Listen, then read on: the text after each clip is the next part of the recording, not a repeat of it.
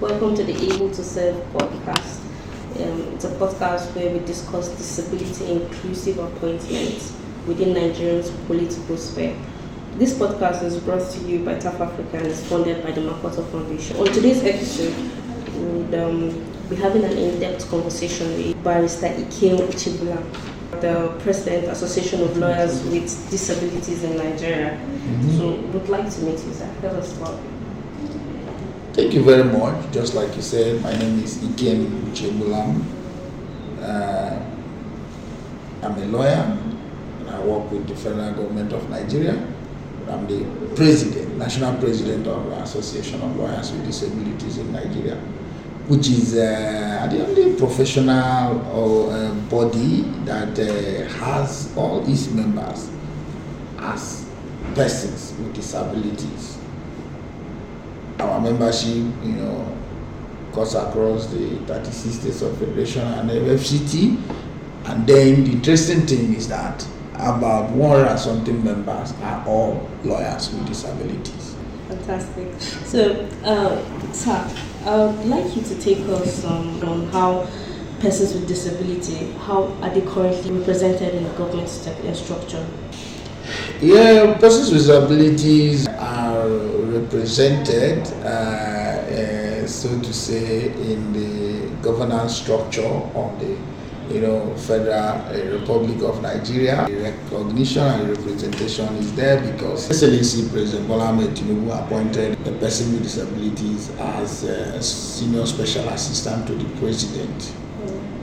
And for us, for me, I think is a recognition of the fact that the president understands that disability inclusion has come to stay. Prior to that, the former president, His Excellency President Muhammadu Buhari, had an SSAP, a senior special assistant to the president on disability matters, and then went ahead equally to appoint an executive secretary for the National Commission for Persons with Disabilities. Looking at those two appointments, one is head of an agency, and then the other one is an assistant to the president. Someone that should cover the gap to be able to remind the president and the presidency of disability and the issues around disability. So I think that it shows that there is awareness, there is sensitization, and like some people will say, and then the state governors, you discover that almost all the states, they have special assistants to the president on disability matters. Recently, Abia State, the governor being a first-time governor, went ahead to appoint, someone as a special assistant to the governor of disability matters. When you look at almost all the states, they have that. It shows that there is awareness in the air, and these people are interested in disability inclusion. So we can all agree that they are at least well represented to an extent. Yeah, there is a representation. But now when you look at where Section 28 and 29 of the Act, the Discrimination Against Persons with Disabilities Prohibition Act 2018, talked about 5% employment. Whether you like it or not, appointment of commissioner is an employment. Appointment of special assistant aides is an employment because they will be remunerated, they will be paid salaries. So when you look at in the context of Section 28 and 29 of the Act, I do not actually believe there is a full representation. There is still, gap, unless I'm not a mathematician, I'm only a lawyer, unless it has been worked out that 5% of the number of appointees in that particular state or in the federal amounts to 5%. If it does not amount to 5%, then we cannot say it's well represented. well represented. Can you provide an overview of the existing legislation related to the inclusion of persons with disability in governance? Now, the overview. Now, you have the United Nations Convention on Rights of Persons with Disabilities, which Article 29 talked about participation in political life. Now, it gave a directive to state parties to ensure that persons with disabilities are included in the political life of the state. Yeah. Now, and Nigeria is a signatory, to the convention, and now Nigeria went down to domesticate, the convention by virtue of, enactment of Discrimination Against Persons with Disabilities Prohibition Act 2018, which equally under Section 30 talked about, inclusion of persons with disabilities. That is, persons with disabilities shall be encouraged to fully participate in politics and public life. Government shall actively promote an environment in which persons with disabilities can effectively and fully participate in 1. The conduct of public affairs without discrimination. Non-governmental organizations and associations concerned with the public and political life of the country, and activities and administration of political parties. Now, you can't talk about political life, politics, you are talking about political parties. So now, the Act has equally brought it down from the United Nations Convention on Rights of Persons with Disabilities to enact it, to promulgate, to say that, for me, to insist that persons with disabilities should be included in the political life. So now there is a legislation that has brought it down, has made it more or less, it's a law that persons with disabilities must be involved in the political life of the country. So now, but my worry is how many persons with disabilities are involved in party politics? Appointments under a political party, or appointments in every political governance is based on, most times, on party loyalty. It's based on party participation, except where the chief executive decides to appoint what they call technocrats. That's say you are appointing technocrats into the governance and then into the government, not necessarily political party members. Now, it's either you are a person with disability that is a technocrat, or you are a person with disability that is a politician, for you to be able to aspire and have that opportunity to be appointed into governance. Now, you discover that for somebody to even be appointed into an office, you wonder whether the person has the requisite capacity to be able to serve in that office. And most times, politicians would want to know is whether the person is a party man. Now, why the law has made it compulsory for you to include persons with disabilities in political governance, then the availability and the qualification based on these two examples I've given, you need to know whether it's there. And again, we only talk about the political will of the chief executives to say, I can appoint a person with disability to be a commissioner, to hold office that can implement, that can execute, that can propound policies and execute them. So these are areas that, for me, I think that the governors, the president needs to, look more into these areas. And I believe that we have persons with disabilities who can become ministers, federal ministers of Federal Republic, and then our persons with disabilities that can become commissioners. So these are areas that I need persons with disabilities. I need non-governmental organizations to keep pushing that there are people with capacities that can conveniently hold these offices by merit, then incidentally persons with disabilities. Not just because they are persons with disabilities, but they are qualified.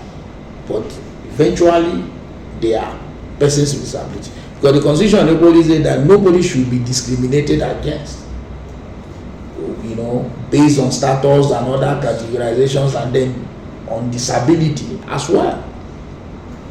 So, sir, do you feel like these laws, they've evolved over time? How do you think they address the changing needs of persons with disabilities? Now, one thing with law is, once law is there, once you keep pushing, addressing law, once you keep implementing laws, once you keep sensitization, escalating sensitization on laws, then law will begin to cure, the wrong that it came, it was meant to cure. So as long as there is law there, if it does not cure a wrong today, it will cure a wrong tomorrow. So the most important thing is that let there be a law.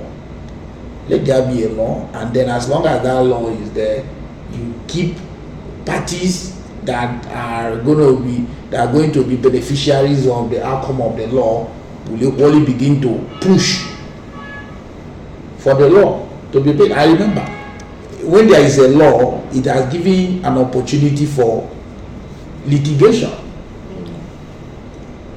And I tell somebody, as long as you're a lawyer, you cannot be afraid to talk about litigation. So as long as there is a law, it has given an opportunity for litigation. So when over time, you discover that law is not being respected and obeyed, then you can invoke the spirit of the law by suing on the law. And I believe that once you have the local standard, the legal, the legal standing, the legal, qualification to sue, you can sue. With these existing policies, right, how effectively implemented are they to ensure the inclusion of persons with disabilities in different levels of government? So far, so good. We have seen appointments. We have seen government trying to, mainstream disability issues and persons with disabilities. Now, as a person, I might tell myself, oh, this is okay the way it is, but the other person may say this is not okay. Like I said before, there is still an opportunity for an aggrieved person, a person that feels that it is not okay to go to court, to challenge the status quo. There are barriers, right, that persons with disabilities face when trying to engage in governance. How can existing legislation be improved to better address these challenges? Well, depending on how you see and what you call barriers, is it physical barriers? Is it attitudinal barriers? It is, is it psychological barriers? It depends on the barriers you're talking about. We can look at it physical. Let's look at it from the physical point of view. A physical barrier is it when you talk about accessibility of structures, or when a person with disability decides to join a political party, and then somebody in the party says you cannot be here with us. Now you see, I still think that the highest barrier that exists now in Nigeria is the barrier that persons with disabilities, have erected in their minds. So this has to do with attitudinal barrier. No, the barrier. Now the law says in section 1 of the act that discrimination is a criminal offense. If today I get into a place and I see that they have discriminated against me, the law has given me the power to sue and contest discrimination. If I meet all the requirements like other political party members and I'm coming out to run for an office and they discriminate against me and give the ticket to another person, the law has given me an opportunity to sue. So why will I go back to my house, sob and cry and say, I've been discriminated against? The instrument of liberty has been given to Nigerians with disabilities by the promulgation of the Act. The enactment of the Act has given every opportunity for a person with disability to pursue his rights under the law. So for me, when you begin to, still canvass, if you have the right of sonship and you're begging your father to recognize you as a son, then that means you don't know the right, the power, the right you have. You are the man's son, you are a member of the family, so why would you begin to beg that he should see you as a child, as a son? We have the right of citizenship, we have the right of inclusion as persons with disabilities under the Act. So why would we beg to be seen or recognized as Nigerian citizens and in the political climate? Why? So it is for a person with disability to show that, see, I have capacity. I'm a party member. The sky is not even the limit. It's a starting point. It's a starting point. Fair. So the greatest gift that has been bestowed on Nigerians with disabilities is the enactment of the Act. It's the enactment of the Act. Yeah. It's for people to understand the powers in the Act and invoke it for our collective good. Yes. Mm-hmm. So, to what extent are advocacy and awareness campaigns contributing to the successful implementation of policies for inclusion of persons with disability? Now, when you do sensitization, when you do awareness, you're making people to understand, you're educating people. Do you understand? You understand? I told somebody that some places in this city now, when you drive by, you see ramps, you see buildings, you see ramps. It's a product of awareness and sensitization. Disability inclusion is now the in thing. You pass through some banks, even the ATM galleries, you see ramps. It's a product of sensitization. So the more you sensitize, the more you create the awareness, then the more people, tend to, because when you create awareness, you tell people the penalties, you tell people what will happen if you don't comply with the law.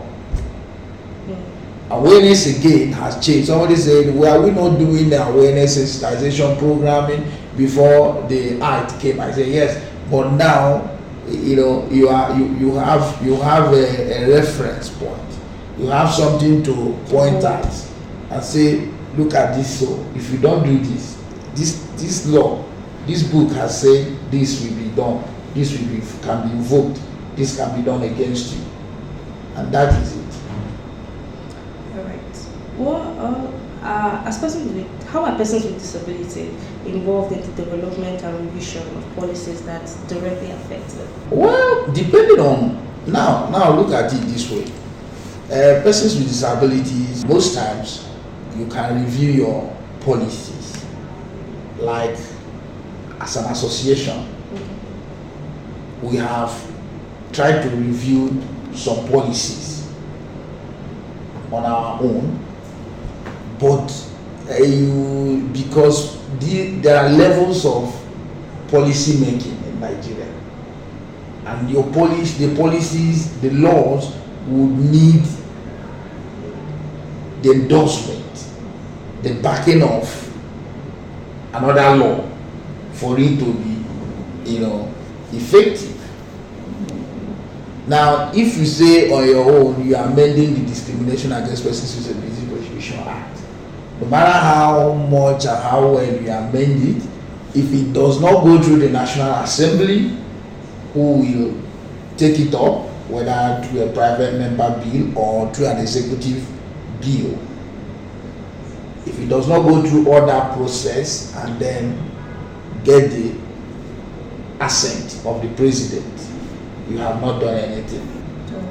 So persons with disabilities are already involved in one way or the other in policy, in the amendments and all that, but then at that level of governance, that is where we hope that we'll have more people there. That's why we hope we have more people there. But right now, I think we have people that really have, they are aware and they have the interests of persons with disabilities at heart. So it is for us, because they say that he who wears the shoe knows where the inches. So if you can review your laws as a person with disability, review the laws and then tell them how it will make more, advance the cause of disability more, and see how it can be taken up, amended, and then assented to, then it would become more interesting. But I know that at community level, at non-governmental level, at different levels of governance, at different levels of society, persons with disabilities are propounding theories and coming up with ideas that they believe if it's adopted, it will help them more in Nigeria. Very well. From your own point of view, sir, what improvements or amendments do you think are needed in current legislation to better promote the inclusion of persons with disability in governance? For me, would you make another law to insist on the implementation of another law? When you say 5%, if I say improvement, now I say make it 10%. Where you say, could you now say amend the constitution and insist that a person with disability shall be a member of the Federal Executive Council?